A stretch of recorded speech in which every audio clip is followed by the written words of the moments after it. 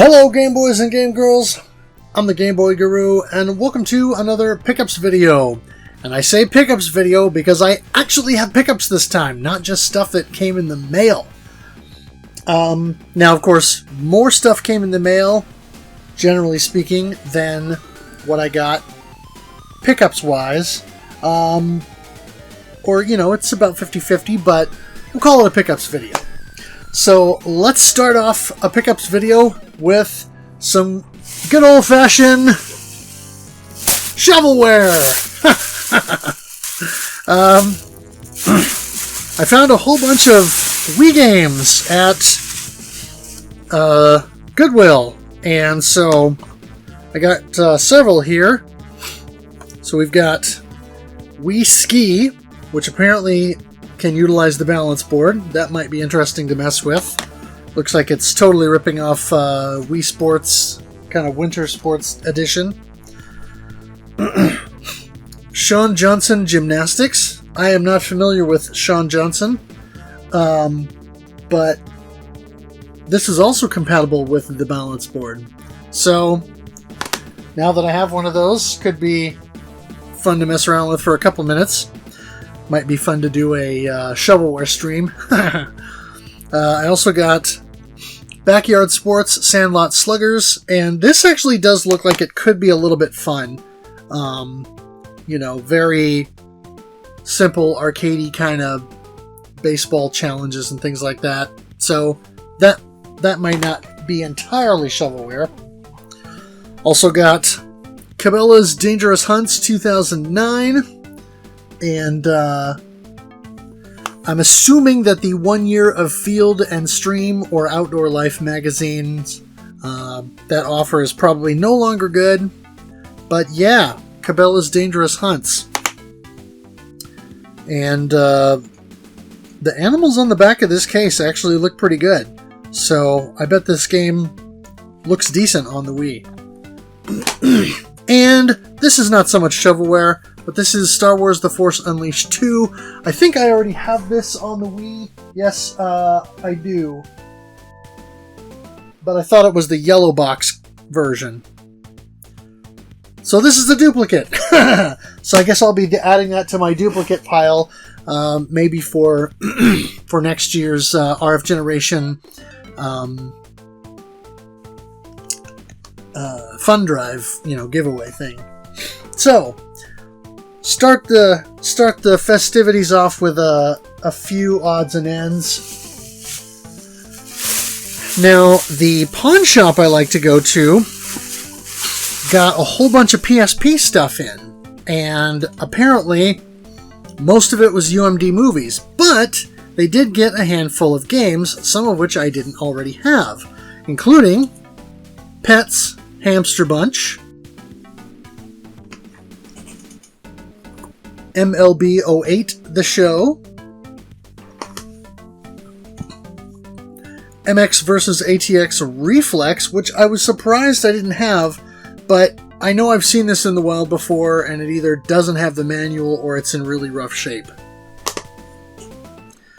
And NBA 08 featuring Block Party, whatever that means.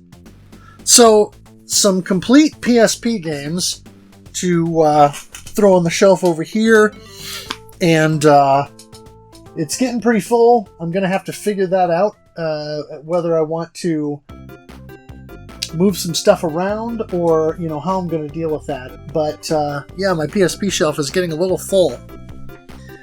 Let's see.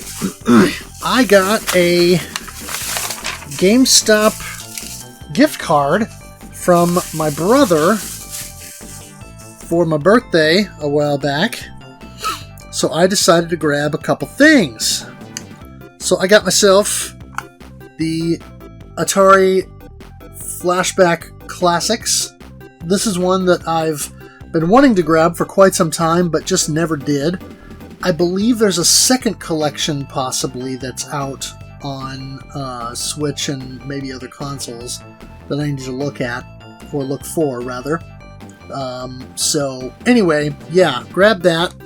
And also got Cadence of Hyrule, which is sort of a Legend of Zelda themed sequel, or redux, if you will, of Crypt of the Necrodancer, which I haven't played, but I've heard a decent amount of the music from that game online, and it sounds cool. And so I'm thinking an action-based Legend of Zelda 2D game that has action that flows to the rhythm of remixes of classic Zelda tracks is probably something that I'm going to enjoy. So I grabbed those while I was out a few weeks ago. This was a bit of a gift. A bit of a birthday gift, and I thought it was kind of neat. Some Wii accessories here that I don't already have. So this 3-in-1 Game Essentials Plus. You've got the Glow Saber, which is a really fun sort of lightsaber type accessory. Might actually be fun to mess with for another run through No More Heroes, or something like Red Steel 2 maybe. Another wheel.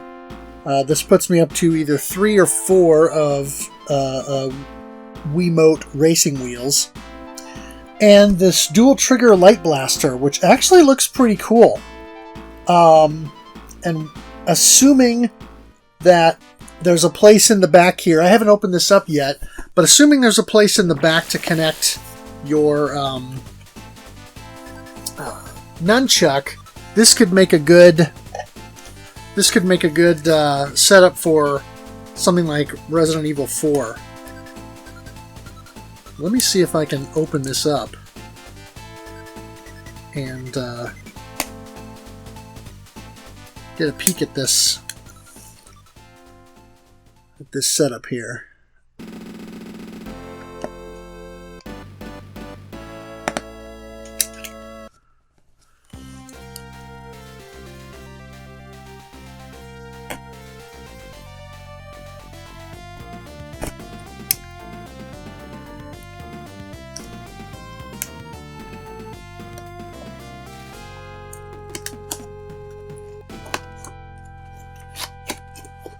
Alright, so let's see. Oh, there's more tape on the side here.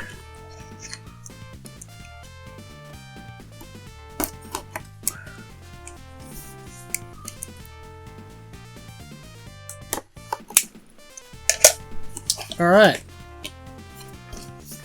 So let's see what this is all about, shall we? Oh, nice. I'm guessing this is the Saber. Yep. So we have the part that you actually stick your Wiimote in, and it has space there for Wii Motion Plus, which is kind of neat. And the Saber portion itself. And I'm wondering if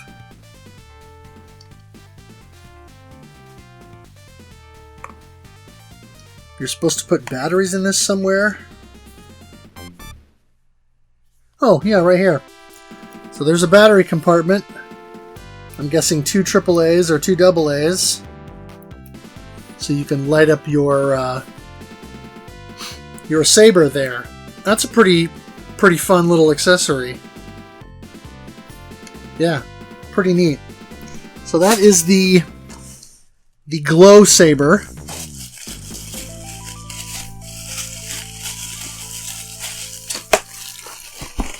And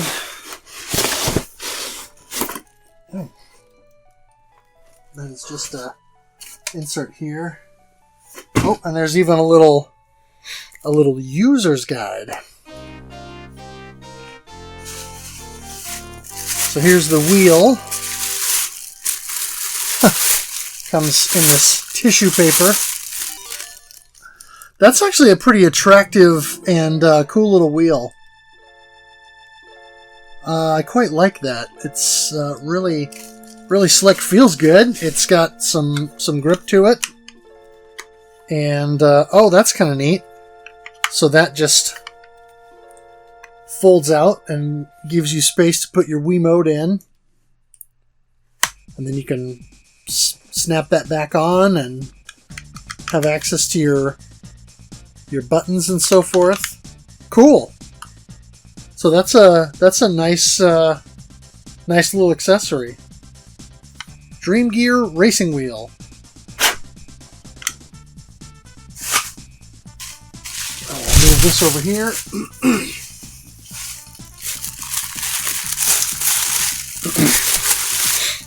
And then here is the dual trigger light blaster. Oh yeah. Nice. Okay. So then this has a battery container as well, and you can turn that on and off. I'm assuming that oh nice. That maybe lights up this bar underneath when you're pulling on the triggers. But you can see here the main trigger pulls the B button underneath, and then the other trigger looks like it goes, and there's a little lift here, and it sort of goes over the A button, and we'll sort of press that down. Yeah, so there you go, and you just pop that open, slot your Wiimote in there. This, again, this feels good. It feels, you know, reasonably hefty. It's open on the back here so that, you know, you don't have where you can hold the nunchuck in the same place like in the two-handle plastic accessory.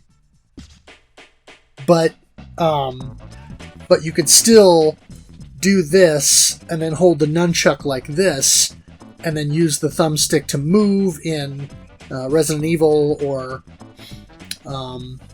you know, a number of other games, and then aim and, you know, point and shoot like you would on a lot of the excuse me, a lot of the oh, interesting, like a lot of the light gun games that are on the Wii. So these are pretty decent little accessories. I'm kind of digging this. I'm gonna have to pull out GoldenEye or Resident Evil 4 and give these a try, because this is pretty sweet. So there you have it, the 3-in-1 Game Essentials Plus.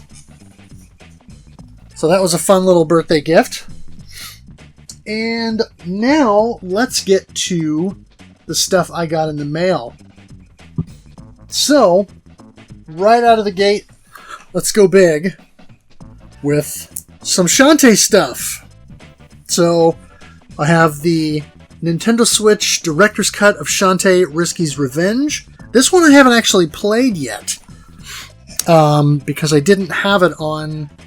I want to say it came out on either the DS or the 3DS, but it might be old enough that it was out on the DS. And I'm assuming it was out for other platforms as well. I just don't remember off the top of my head. But there's the back of the box there. And of course you've got a manual, which Limited Run always does. And, you know, you've got information here about friends and a little blurb on the story, stuff about the bosses and the enemies, etc. So that's cool. You've got the game card here that you can see. And then, of course, the inner art is just this Shantae in her, well, not in her regular outfit. And then, of course, it came with some cards as well, because they always have to include those. So there's 142.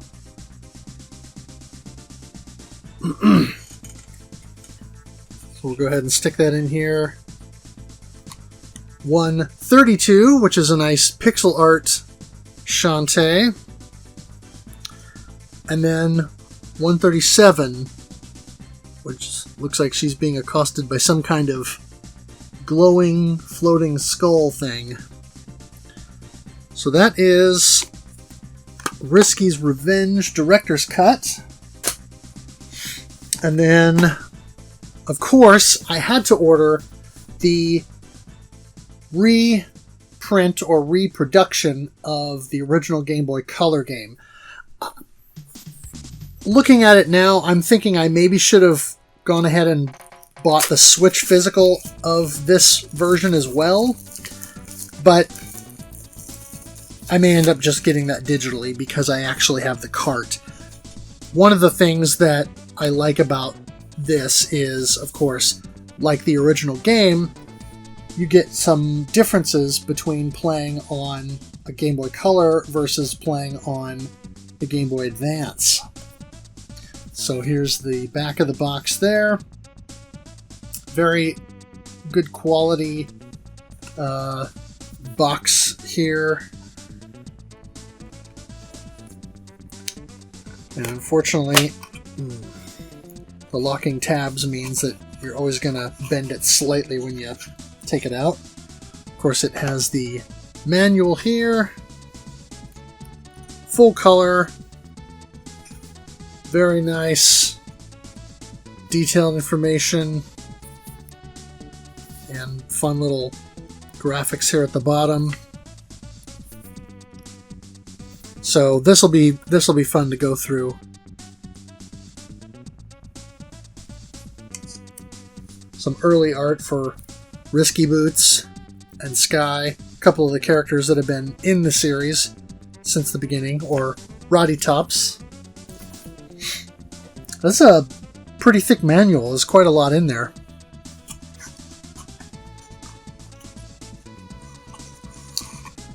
And then, of course, we've got the little inlay piece that allows you to keep the game cartridge in there. And there we have it. Shantae for Game Boy Color. And a nice little detail here is the limited run logo printed on the back of the game board. So that's kind of a nice little detail. An easy way, if it weren't for obviously the limited run here, limited run on the sticker, the fact that the part number is, something that they sort of made up, LRG-SHNT-USA. But if all of those things weren't clues enough that you were getting a reproduction game, that is also a nice little hint on the back there. So this is really cool. I am going to have to fire this up in a Game Boy Color and on the Game Boy Player, and maybe do a review of this bad boy. I know it's not a standard Game Boy game, but it's one of those sort of holy grails of Game Boy collecting in general that very few people ever have their hands on, let alone play on actual hardware.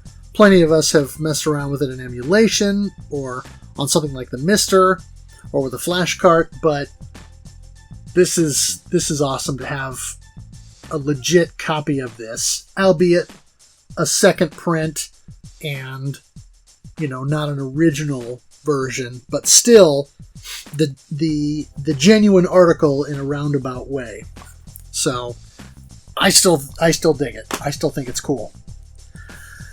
I ended up getting a couple of shmups from Play Asia. One of which is Rolling Gunner plus Overpower. This is, of course, the Japanese Dojin indie shmup that came out a few years ago on PC. It's a bit elusive because it's only available, the PC version is still only available as a physical, and at this moment I'm not sure that any of the online places that carry Japanese Dojin games even have copies of this available for sale. I haven't seen any in a while. I bought the DVD release not long after it came out, and it's a great game. I bought the CD soundtrack as well, which is why I only got the standard version of this and not the limited edition. Because the Western release that was supposed to happen fell through, I went ahead and just bought the Japanese release, because realistically, the game is almost entirely in English text anyway, in terms of menus and so forth. Unfortunately, inside it's very basic, no manual, and the game card just mirrors the logo or the cover art here. But I'm glad that Mebius at least decided to go ahead and do a release of this, because this is an awesome game.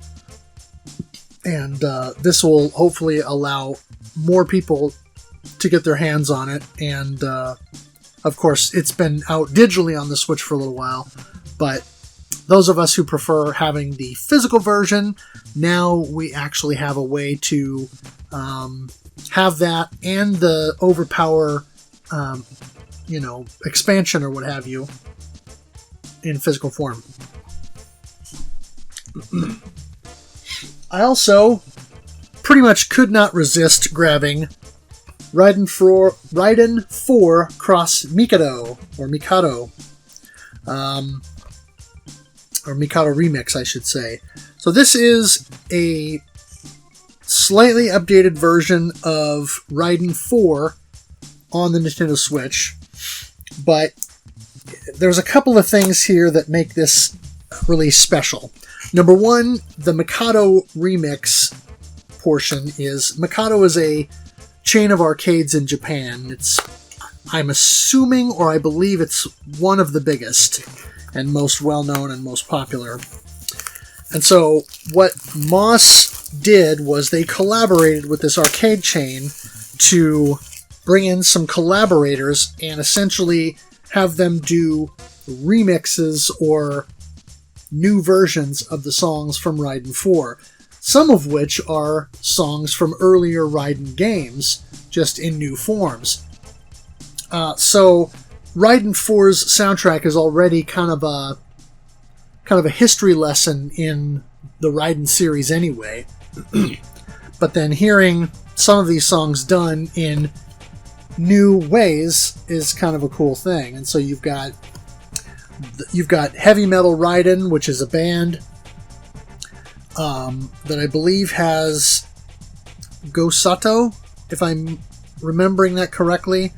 There's also a group called Phantom Iris. You've got Kosio, who did the soundtrack for Rolling Gunner, and other composers that, artists and bands and things that are doing their own versions of these songs.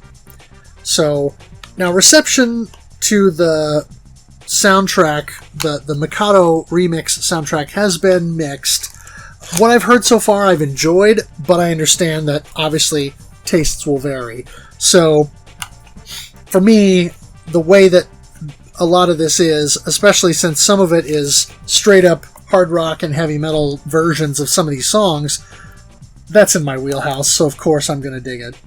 So we've got a little card here that looks like maybe some alternate sleeves. Oh yeah, look at this. We gotta take a look at this. So we've got alternate sleeves, it looks like, for the for the game. So you've got this here as the outer, and then there's your inlay. You've got this, which is a very traditional kind of Ryden sort of style. And then you've got the fairies and Mikado mascot girl or what have you, in an outfit that sort of looks like it's inspired heavily by the Ryden fighter.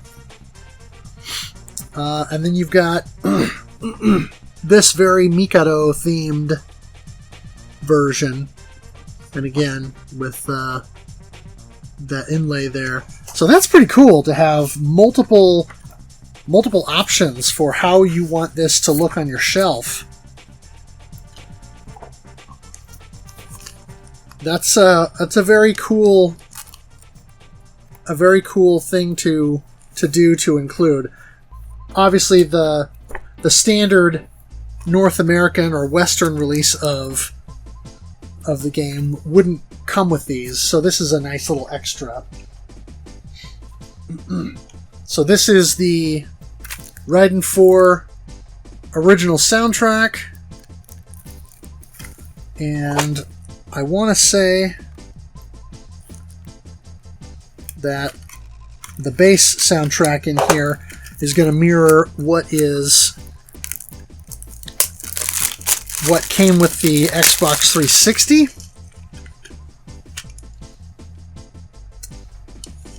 Yeah, so you've got... Yeah, so this purple disc here, I do believe is the same thing as what the Xbox 360, the GameStop edition of Ryden 4 for 360 was. And then here, the green disc is your Mikado version. And so here you've got several songs done by different artists and so forth on here, and a couple of bonus tracks. So I already have the contents of what's on this purple disc on my computer and my phone already from what came with the 360 version, but this green disc I will definitely be ripping to the computer. And then the insert here has your track information, and again this little Mikado gal with I don't know if they'll be able to focus on it, but her little belt thing says Heavy Metal Ryden on it, so that's a nice little nod there. So again, you guys know I'm a sucker for CD soundtracks. And of course, the actual game itself, Ryden 4 Mikado, Cross Mikado Remix, kind of a standard art with all the, all the stuff on it, your Sero rating since it's a Japanese release, and all your stuff about the modes of the Switch that you can engage with. I don't know if I'm going to pick up the US or North American version by UFO at any point. And then there's the inlay and the game card itself in the standard art. I don't know if I'll pick up the standard version. Maybe if I see it in store somewhere, I'll grab it. And then, of course, that's just the inside of the box there. But I definitely wanted to have this so I could have the CD soundtrack for the Mikado, Cross Mikado portion. But this is pretty cool. The extra art and this little display box that sort of folds out. This is nice. So I gotta say, I appreciate the nice nod to the series and the attention to detail with regard to how they put this together. It's a nice piece. But the other significant thing that I was going to mention is this includes the arcade mode, what in this game is called additional mode, which is essentially the same thing as 360 mode in that original release, But it also has Ryden 4 Overkill, which has never been available physically before. It came out digitally for PlayStation 3 and also for PC on Steam, but this is the first time that Ryden 4 Overkill has ever been available in a physical form. So it's nice to have this content plus the ferry and the Ryden Mark II ship that were originally DLC in the 360 release as available right off the bat in this game, so that this essentially becomes the, I don't want to say the definitive release of Ryden 4, because there are a couple of things with this release that may turn people away in terms of performance or graphical fidelity or what have you. But at least in terms of physical releases, this has got to be the most full-featured and now probably sought-after version. So that was what I got from PlayAsia. So now I'm going to do something a little different, and you probably saw it in the thumbnail, but I was gifted another Neo Geo. This kind of took me by surprise, but after my previous video showing off the Neo Geo CD, I got a message from a pal who asked me if I would be interested in a Neo Geo MVS. And I said, sure. Yes, please. But this is a Neo Geo MV1C that you can see there on the back. And this is basically the smallest version, if I'm thinking correctly, of the Neo Geo motherboard or system board that allows you to run the games. And then, of course, you know, here's the cartridge slot that has the dual banks, because the cartridges are dual banked or have two boards. And so I was not expecting to own another Neo Geo, let alone so quickly. But yeah, I have a Neo Geo MV1C board. So there's a couple things that I'm probably going to need to do here. First and foremost, I'm probably going to have to pull the battery, and that is likely going to require that I clip this off and solder in a new deal. And instead of just putting on a battery like this, I think what I'll probably do is buy one of those sockets that you can get to then slot in your own battery. And then I can buy I don't remember, there's two different types that are, it's like a CR2032, but it's the rechargeable kind, which is a different designation. So I'll need to do that. But this battery is kind of loosey-goosey in here. So I could probably almost pull it off the board as it is. There's this piece underneath, which I'm not sure what purpose it serves, but it's just like a foam cover over a couple of the things here. So I may end up having to pull that off in order to desolder this and put a new battery housing in there. The other thing that I was reading up on is there's this heatsink here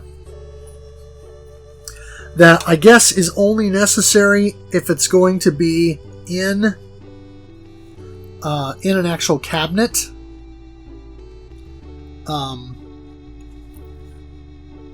Wired up in a full Neo Geo cabinet configuration.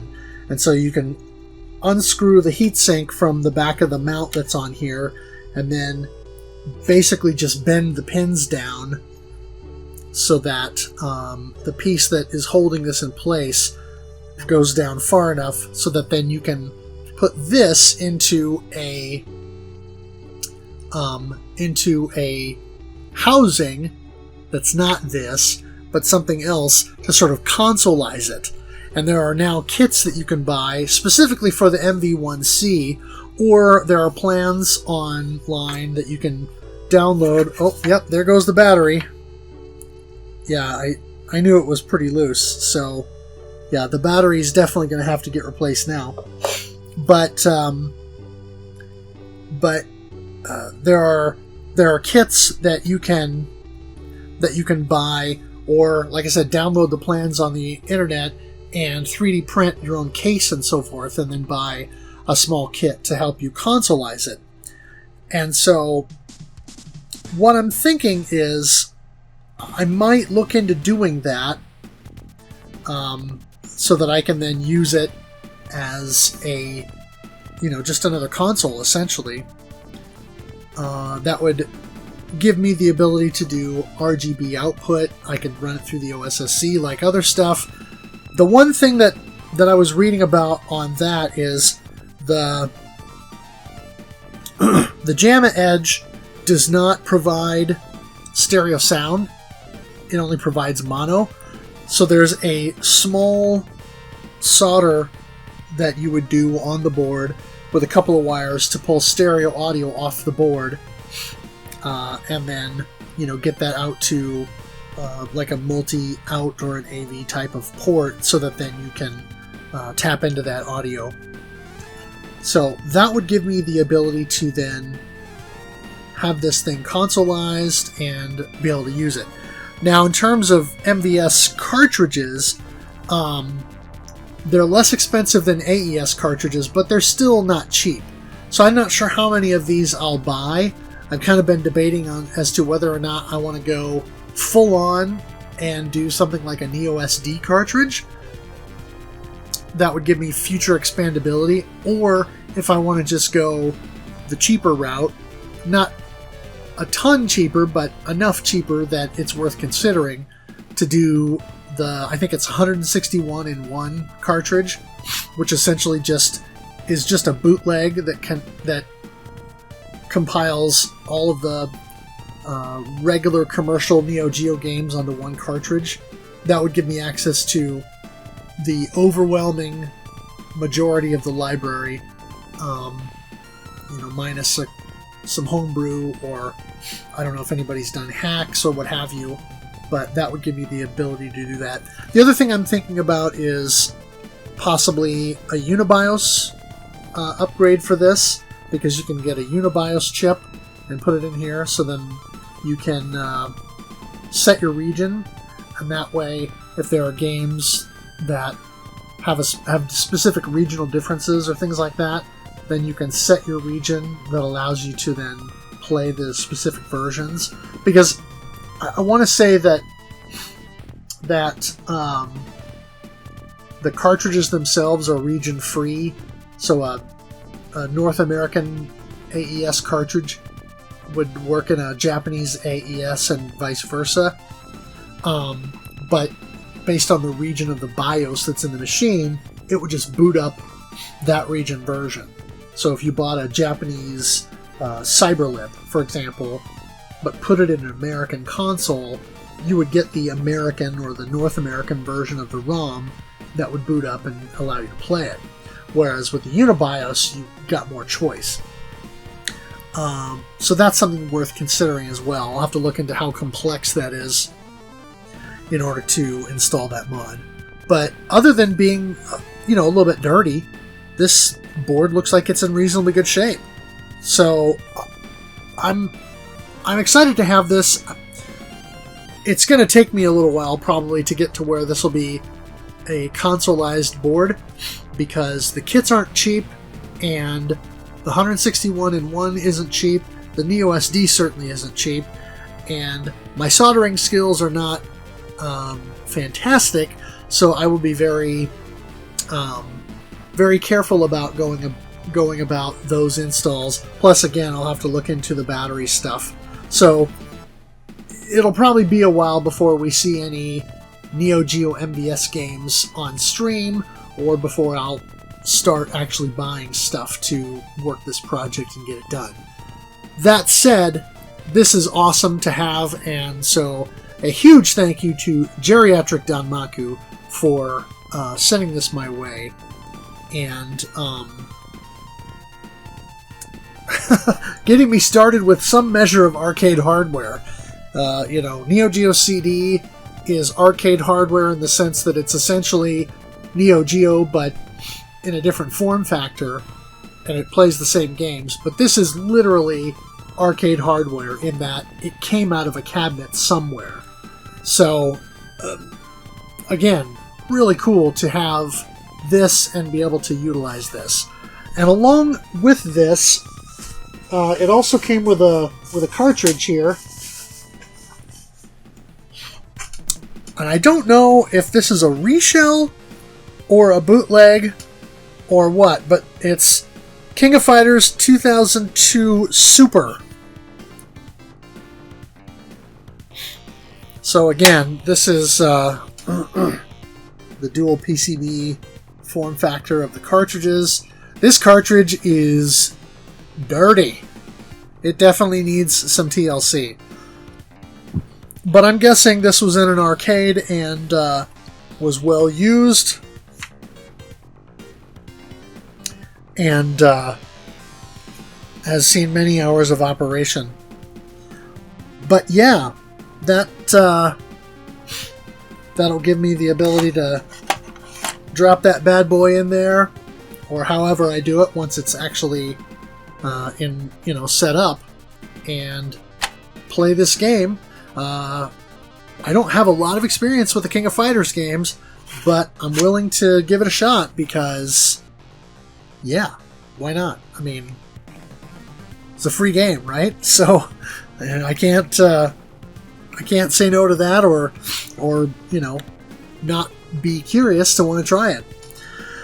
So again, thank you, Geriatric Danmaku, for hooking me up with this. I know it was kind of a roundabout deal. He won it in a giveaway and then realized that he wasn't going to have time or money to put into it, or CRT or upscalers or anything like that to connect it to and use it properly. So he asked me if I wanted it. I said yes. I was blown away and humbled. So thank you very much for thinking of me and for getting this in my hands. Again, it's probably going to be a little while before you see a fully consoleized and or up and running MV1C in my setup, but that is now on my list of things to do, things to accomplish. So that is all I have for my May pickups and arrivals. What do you guys think? What in here is stuff that you would throw on right away? Is any of the Wii Shovelware that I showed off any good? How many of you are excited about the Shantae reprint, and how many of you ordered that? Let me know in the comments, and also let me know if I was going to start collecting Neo Geo MVS cartridges, what would be the first one that you would buy and why? For me, I know I'm big into shmups, and there are also a handful of other Neo Geo games that I would want that are not shmups. Whether or not they'll be affordable, I don't know. I'll have to look into it. But I'm curious to know what Neo Geo game each of you might want to get and have to play as soon as you have it available. So let me know in the comments. If you like this video, consider giving it a thumbs up. Also consider subscribing so you can see more of my videos in your YouTube feed. I'll have a link in the description to my blog where you can check out my Game Boy reviews. That is gameboyguru.blogspot.com. Also check out Nira's channel. He provided the Super Mario Land Overworld music that I use as the intro for a lot of my videos, and he's done a bunch of other great chiptune and game music covers as well, so please have a listen to those. As always, thanks for watching, thanks for playing, and game on.